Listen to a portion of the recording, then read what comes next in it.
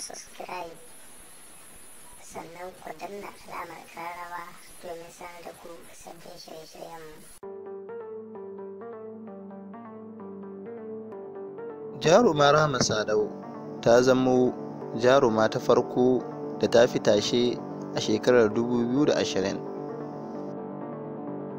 A wani labari da muka samu, tauraruwar fina-finan Hausa ta Kannywood Rahama Sadau ta zama mace ta hudu da ta fi tashe a intanet a shekarar 2020 a Najeriya.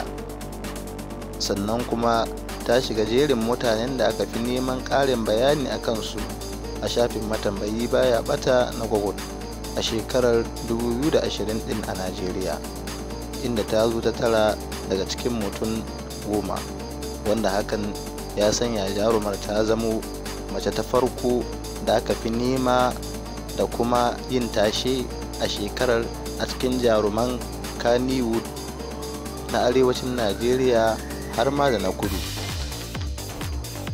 Sannan jarumar ta bayyana jin daɗinta da kuma nuna farin cikinta akan faruwar wannan lamarin, kamar yadda ta wallafa a shafinta na Instagram a sashen status.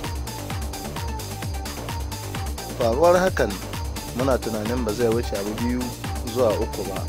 Na farko shine hoton tsiraici da jarumar ta saka a shafinta, inda hakan ya janyo wani yayi kalaman ɓatanci ga annabin rahama a daidai lokacin da duniyar musulunci take Allah wadai da shugaban ƙasar Faransa akan nuna goyon bayansa ga zanen ɓatanci da aka yi ga annabi, tsira da aminci Allah su tabbata a gare sa. Jarumar ta sha suka da zagi a lokacin, kasancewa ta dalilinta wannan abin ya faru, wanda abokanan kasuwancinta suka fito suna ta yi mata kalamai marasa daɗi, kama daga masu tsine mata sai masu la'antarta.